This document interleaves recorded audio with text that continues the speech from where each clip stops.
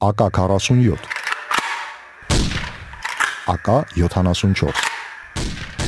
ԱԿ 106 և 5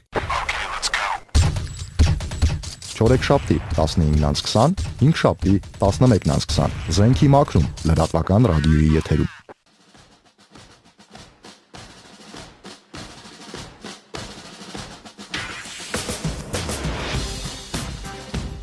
Ողջույն բոլորին, լրատվական ռադիոյի եթերում իր աշխատանքն է սկսում ԱԿ 106.5 ռազմական հաղորդումը։ Տաղավարում աշխատում են Աննե Մանասյանը եւ մեր հյուրն է թուրքագետ, պատմական գիտությունների թեկնածու Լևոն Հովսեփյանը։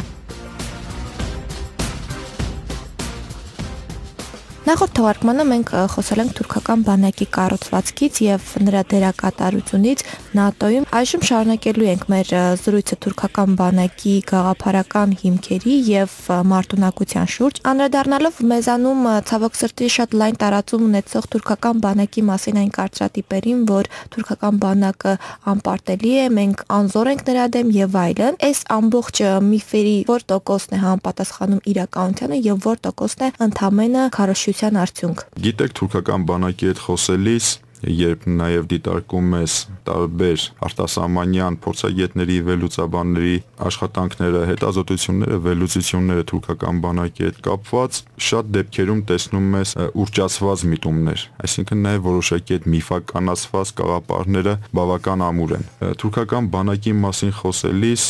շատ է նկատվում տարածաշրջանային հզոր բանակ, ՆԱՏՕ-ում հզոր երկրորդ բանակ, սակայն այդ հզորությունը առավելապես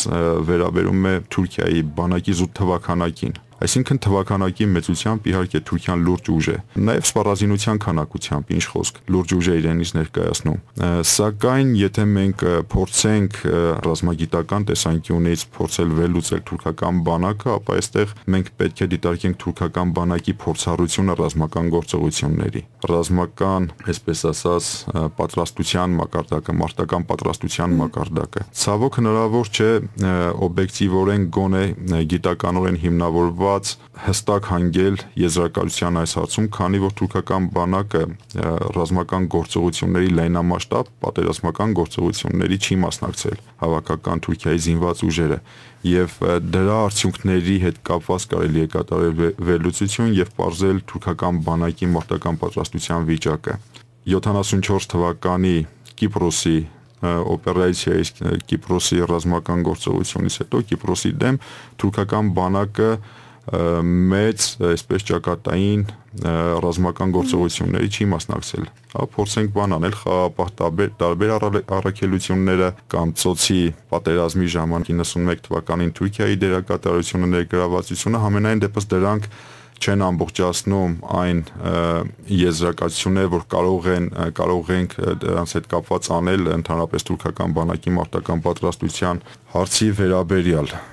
Կիպրոսի օպերացիան դա լոկալ ու տեղային անհավասար ուժերի ինչ-որ օպերացիա էր, որ Թուրքիան կարողացավ ագրեսիա իրականացնել փաստորեն եւ զավթել հյուսիսային մասը Կիպրոսի։ 91 թվականին ծոցի պատերազմի հետ կապված կրկին Միացյալ Նահանգների հետ ՆԱՏՕ-ի ֆորմատով դա սահմանափակ դերակատարություն էր ուղղակի Թուրքիայի բանակի կողմից, զորքերի տեղաշարժ, որոշակի շատ թեթև ներգրավվածություն, կրկին ինչ հնարավորություն չի տալիս, որպեսզի կարողանանք դրանց ուսումնասիրման հիման վրա հանգել ամբողջական եզրահանգումների։ Եվ մյուսը ներքին ռազմագործողություններն են քրդական ուժերի, քրդական զինյալների դեմ, այսինքն 84 թվականից սկսած քրդական զինյալ պայքարի Թուրքիայի տարածքում եւ դրա դեմ բանակի եւ ընդհանրապես անվտանգության մարմինների գործողությունները։ Եթե ընդհանրական ենք դիտարկում, ապա շատ դեպքերում ձախողումները բավական շատ են եւ այդ ձախողումների փաստերը վերլուծելով հնարավոր է դառնում որոշակի պատկեր վերհանել, որ թուրքական բանակը կառուցվածքային եւ հրամանատարական առումով, կառավարման առումով բավական լուրջ խնդիրներ ունի նաև այսօր եւ կային 2000-ական թվականների վերջերին բավական այսպես լուրջ դիսկուրս էր գնում նաև Թուրքիայում քաղաքական, գիտական, վերլուծական շրջանակներում այս խնդիրների հետ կապված եւ նույնիսկ եղան պաշտոնական մակարդակով խոստովանություններ գլխավոր շտաբի պետի մակարդակով, որ թուրքական բանակը եւ ընդհանրապես անվտանգության համակարգը, պաշտպանական համակարգը բավական կառավարման առումով կաղում է թերի է եւ բավական լուրջ բացեր կան, այսինքն նաեւ ուժային համակարգում համակարգումը ուժային ոլորտում համակարգումն է բավական թույլ հիմքերի վրա։ Եվ սրանով պայմանավորված օրենսդրական ինստիտուցիոնալ կառուցվածքային փոփոխություններ ձեռնարկվեցին, որոնց նպատակը կառավարման օղակներում այդ բացերի վերացումներ եւ շտկումը։ Այսինքն կան խնդիրներ, որ թուրքական բանակի հետ կապված դիտարկելի շատ հաճախ նաև մեզանում մեր հասարակության ընկալումներում կա այսպես միֆականացված, այսպես ասենք նաև ուռճացված պատկերացում, կարծրատիպային մոտեցում։ Անվերապահորեն այսպես ընդունել, որ թուրքական բանակը բավական անպարտելի է, կան նաև մամուլում տարբեր քննարկումներում հնչում են մոտեցումներ, բարձրաձայնվում է անպարտելի է, թուրքական բանակը շատ հզոր է, որ չենք կարող դիմագրավել եւ այլն։ Այսինքն սրանք շատ հաճախ տեղավորվում են կարծրատիպային ընկալումների մեջ, ունեն միֆականացված մոտեցումներ, որոնք իրականությանը չեն համապատասխանում։ Չնայած Թուրքիան ՆԱՏՕ-ի անդամ երկիր է, բայց հայտնի է, որ դա իրեն չի խանգարում հակառակ ռազմական ճամբարի անդամներից որևէ մեկի հետ համագործակցելու։ Խոսքս վերաբերվում է Ռուսաստանին, պատմության տարբեր ժամանակահատվածներում այս երկու պետությունների շահերը համընկնում են եւ հետաքրքիր է ռազմական ոլորտում այդ աշխարհաքաղաքական համագործակցությունը ինչ արդյունքներ է տալիս եւ ինչպես կնկարագրեք ռուս-թուրքական ռազմական համագործակցությունը։ Որպես ՆԱՏՕ-ի անդամ Թուրքիան փորձում է նաև ռազմաքաղաքական համագործակցություն զարգացնել Ռուսաստանի հետ։ Եվ դրան նպատակը կարևոր նպատակներից մեկը իր համար արտաքին քաղաքականության դաշտում այլընտրանքային, այսպես ճանապարհների հարթումն է։ Այսինքն այլընտրանքը ցույց տալու արևմուտքին, այլընտրանքը ցույց տալու Միացյալ Նահանգներին եւ փորձելով դրանով հավասարակշռել արևմուտքի, այսպես ասենք, Միացյալ Նահանգների հետ իր հարաբերությունները։ Ռազմական առումով համագործակցություն չէ, բայց հարաբերություններ ձևավորվեցին դեռևս 90-ական թվականներին, երբ եղան այցելություններ, որոշակիորեն իրավապայմանագրային դաշտը ձևավորվեց, բայց համագործակցության առումով նոր միտումների հետ եկան Արդարություն եւ զարգացում կուսակցության իշխանության տարիներին։ Սրա հետ կապված մենք կարող ենք առանձնացնել մի քանի նախագծեր, որ համենայն դեպս հայտնի են եւ Ռուսաստանի միջև։ Սրանցից մեկը դեռևս 2008 թվականին Թուրքիայի կողմից հայտարարված հայտամրցույթը բանակի համար հակատանկային միջոցների ապահովումը եւ այս հայտամրցույթում հաղթող ճանաչվեց ռուսական ընկերությունը եւ ռուսական կողմը մատակարարեց թուրքական բանակին տվյալ սպառազինությունը։ Մյուսը սա մյուս հայտամրցույթը, որ կապված էր թուրքական բանակի ապահովման հետ, սա հանդերձանքի հատուկ նշանակության, այսպես ասած, հանդերձանքի մեծ քանակությամբ ապահովումն է Ռուսաստանի կողմից, որը մինչև օրս շարունակվում է եւ ռուսական ընկերությունները հաղթող ճանաչվեցին, այսինքն տենդերը տրվեց ռուսական կողմին։ Մյուսը, որ բավական ակտիվ քննարկվում էր եւ թվում էր, թե ռուս-թուրքական ռազմական համագործակցության մեջ կլինի սա շրջադարձային մի փուլ, խոսքը վերաբերում է հեռահար հակաօդային պաշտպանության միջոցների մատակարարմանը, ապահովմանը եւ այս հայտամրցույթում մասնակցում է նաև մինչև օրս էլ իհարկե մասնակցում է ռուսական ընկերությունը, ռուսական կողմը։ Մասնակցում են հայտամրցույթում Միացյալ Նահանգները, Եվրոպական կոնսորցիումը եւ Չինաստանը։ Եվ կար մի ժամանակահատված, իհարկե սա քաղաքական նաև նկատառումներից ելնելով տվյալ իրավիճակում, մասնավորապես 2010-2011 թվականներին, երբ թուրքական կողմը փորձեց նաև մամուլի միջոցով, տարբեր այսպես արտահոսքերի միջոցով ցույց տալ, որ նախապատվությունը Թուրքիայի ռազմաքաղաքական ղեկավարության դեպի ռուսական համալիրներն են, այն համալիրները հակաօդային պաշտպանության, որ ռուսական կողմը հայտամրցույթի համար ներկայացել եւ առաջարկել է։ Սակայն ընդամենը 1-2 տարի առաջ թուրքական կողմը հաստատեց հայտամրցույթում չինական համալիրների, նայած ինչը դեռևս վերջնականապես հաստատված չէ, այդուհանդերձ նախապատվությունը տվեց չինական համալիրներին։ Սա թվում էր, որ կարող է լինել ռուս-թուրքական ռազմական համագործակցության մեջ շրջադարձային մի փուլ, այսինքն երբ Ռուսաստանը նման կարևորագույն սպառազինություն մատակարարում է, ապահովում է թուրքական բանակին։ Այդուհանդերձ բավական լուրջ խնդիրներ կարող էին առաջանալ այս պարագայում եւ կարծում եմ թուրքական իշխանությունների մոտեցումը այս հարցում պայմանավորված էր նաեւ դրանով։ Խոսքը վերաբերում է ՆԱՏՕ-ում Թուրքիայի ինտեգրացիոն այն խնդիրներին, որոնցով կարգավորվում է նաեւ հակաօդային պաշտպանությունը եւ ռուսական համալիրների ձեռքբերումը նաեւ կառավարման առումով լուրջ խնդիրներ կառաջացներ, այսինքն բավական բարդ եւ միգուցե անհնարին կլիներ այդ համալիրները, համակարգերը ինտեգրել ընդհանուր ՆԱՏՕ-ի միասնական հակաօդային պաշտպանության համակարգի հետ, այն համակարգի, որ այսօր փաստորեն Թուրքիայի հակաօդային պաշտպանություն օդային տարածքը հսկվում է այդ ֆորմատի միջոցով։ Այժմ անդրադառնանք ռուս-թուրքական հարաբերությունների մյուս երեսին, չնայած ինչ որ աշխարհաքաղաքական շահերի շուրջ կա համագործակցություն, բայց իհարկե կան նաև լուրջ ռազմավարական հակասություններ։ Եկեք այժմ խոսենք Սևծովյան ավազանից, Թուրքիայի դերը ուժերի հավասարակշռությունը ինչպիսին է եւ նույն այդ Ղրիմի շուրջ Թուրքիայի հավակնություններն ինչպիսին են ու ինչանով է դա խանգարում ռուս-թուրքական ռազմական համագործակցությանը։ Շատ լավ, ռուս-թուրքական ընդհանրապես հարաբերությունները ներկայում կառուցվում են երկուստեք շահերի, պրագմատիկ շահերի հաշվարկման վրա, սակայն հեռանկարային մասով, ավելի խորքային մասով բավական լուրջ հակասություններ կան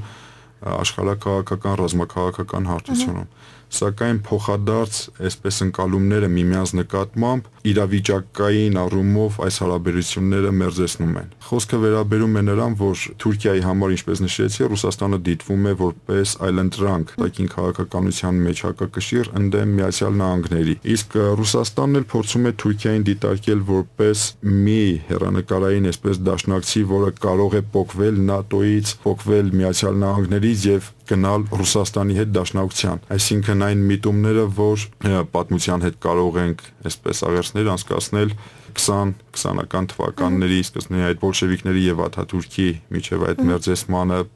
երկուստեք հավակնություններին եւ այսպես շահերին ու ընկալումներին։ Սակայն հակասությունները բավական խորն են ռազմաքաղաքական աշխարհաքաղաքական հարթությունում սիրիական հիմնախնդրից սկսած Կովկասից սկսած մինչև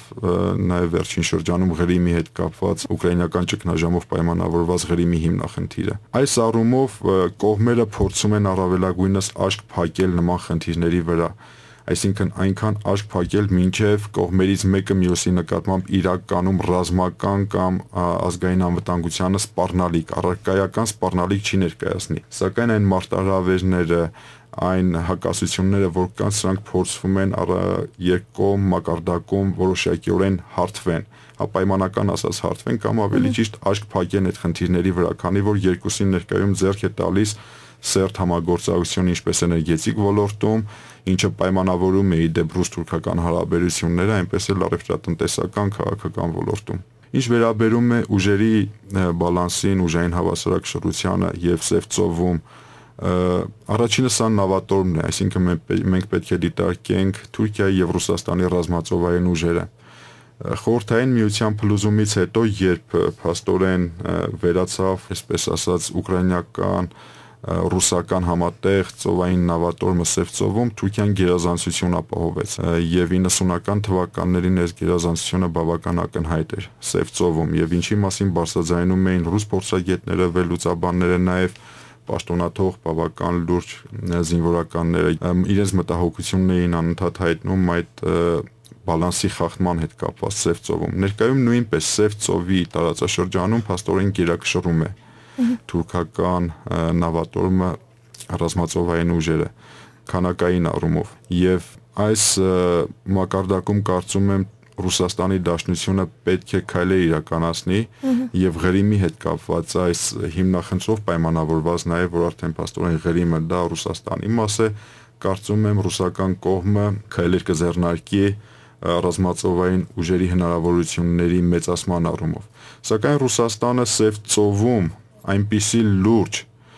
սպառնալիք կամ այնպիսի մի լուրջ հիմնախնդիր աշխարհաքաղաքական առումով չի տեսնում, որ առավելապես էականորեն մեծացնի ռազմածովային ուժերի հնարավորությունները Սևծովում։ Թուրքիան գաղափարական եւ քաղաքական առումով ձգտել է միշտ լինել ողջ թուրքական աշխարհի առաջատարը եւ գլխավորողը, բնականաբար թուրքական աշխարհի երկրներից ամենասերտ հարաբերությունները ռազմական ունի Ադրբեջանի հետ եւ ինչպես կնկարագրեք թուրքական մյուս պետությունների հետ Թուրքիայի համագործակցությունը ռազմական եւ ինչ արդյունքներ ու հեռահար նպատակներ են դրանք հետապնդում։ Իրականում բավական ակտիվ է Թուրքիայի ռազմական համագործակցությունը ոչ միայն Ադրբեջանի, այլ նաեւ կենտրոնական Ասիայի թուրքալեզու հանրապետությունների հետ, բայց ամենից ակտիվս Ադրբեջանի հետ ռազմական համագործակցությունն է։ Ադրբեջանի ուժային համակարգում, պաշտպանական համակարգում, ուժային գերատեսչություններում ներկայում բավական լուրջ ազդեցություն եւ կշիռ ունեն Թուրքիայի ներկայացուցիչները, այսպես ասած, ովքեր խորհրդատվական մակարդակով, օպերատիվ մակարդակով աջակցում են ադրբեջանական անվտանգային ու ռազմական ուժերին։ Բավական լուրջ լծակներ արդեն իսկ ձևավորել է Թուրքիան եւ նաեւ տարբեր զորամիավորումների հետ կապված հատուկ նշանակության եւ այլը կոնկրետ հրահանգիչները, այսպես ասենք, թուրքական բանակի, թուրքական ժանդարմերիայի բարձրաստիճան սպաներ են, բարձրաստիճան ներկայացուցիչներ, նույնը Նախիջևանյան զորամիավորումում, որտեղ ավելի ակնհայտ է թուրքական ազդեցությունը եւ թուրքական դերակատարությունը։ Մյուս մասը Թուրքիա եւ Ադրբեջանի միջև համագործակցության հետ կապված ռազմատեխնիկական մասն է։ Վերջին տարիներին Թուրքիան սկսել է բավական շատ նաեւ տեսակային առումով սպառազինություն մատակարարել եւ կան նաեւ հեռանկարային այսպես, երբ նախնական քննարկումների փուլում են տանկային միավորների հետ կապված, օդային ինչ-որ միջոցների հետ կապված, որ կամ համատեղ Ադրբեջանը ինչ-որ կերպ կներգրավի թուրքական այդ նախագծերի արտադրությանը եւ որոշակի մասնաբաժին դրա արդյունքում կունենա, կամ ուղղակի թուրքական կողմը կմատակարարի, կվաճառի Ադրբեջանին։ Ինչ վերաբերում է թուրքալեզու հանրապետություններին, ապա նույն 90-ական թվականներից սկսված այդ միտումը ներկայում էլ պահպանվում է։ Սակայն առավելապես թուրքական կողմը ներգրաված է այդ հանրապետությունների հետ ռազմական կրթության, ռազմական ոլորտի բարեփոխումների գործընթացում եւ ՆԱՏՕ-ի բաղադրիչով անհատական գործընկերության գործողությունների ծրագիր Partnership for Peace համագործակցություն հանուն խաղաղության ծրագրերի շրջանակում եւ նաեւ առանձին, այսինքն ինքնուրույն երկկողմ հարաբերությունների մակարդակով եւ ստորագրվում են տարբեր երկրների հետ կապված Ղազախստանի, Ղրղզստանի, Թուրքմենստանի հետ երկկողմ ռազմական համագործակցության ամենամյա պլաններ։ Թուրքիան փորձում է սրանով որոշակի դերակատարություն ունենալ ուժային համակարգում եւ իր վրա է վերցնում հատկապես ուսումնակրթական, ռազմական ուսումնակրթական բաղադրիչի համակարգողի, այսպես ասած, դերակատարությունը։ Եվ ամեն տարի Թուրքիայից անհատույց նվիրատվություններ են իրականացվում, թե գումարային տեսքով, թե նաեւ տեխնիկական միջոցների, կապի միջոցների եւ այլն, բայց լուրջ սպառազինության մատակարարումների վաճառքի հետ կապված այդքան էլ համագործակցություն չկա տվյալ երկրների հետ կապված։ Ադրբեջանը բացառություն իհարկե։ Ընդհանուր առմամբ Թուրքիայի ռազմական արտադրանքի եւ սպառազինության արտահանման մատակարարումների հետ կապված վաճառքի գծով նախորդ տարի այդ ցուցանիշը կազմել է 1.3 միլիարդ դոլար, եւ Թուրքիան փաստորեն 1.3 միլիարդ դոլարի սպառազինություն է արտահանել, վաճառել տարբեր երկրների։ Սրա մեջ մտնում են հիմնականում արաբական որոշ երկրներ, Սաուդյան Արաբիա, Բահրեյն, Կատար,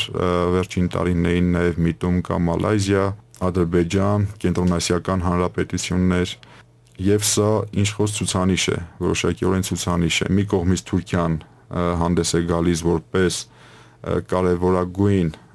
բարձր տեխնոլոգիական սպառազինության ներկրող, սպառող երկիր, այսինքն ինքն է դրսից ներկրում, մյուս կողմից փորձում է իր հնարավորությունների, իր ռեսուրսների չափով ինքը հանդես գալ որպես մատակարար երկիր։ Դուք լսում եք ԱԿ 106.5 ռազմական հաղորդումը, տաղավարում աշխատեց Նանե Մանասյանը եւ մեր հյուրն էր թուրքագետ պատմական գիտությունների թեկնածու Լևոն Հովսեփյանը։ Կհանդիպենք։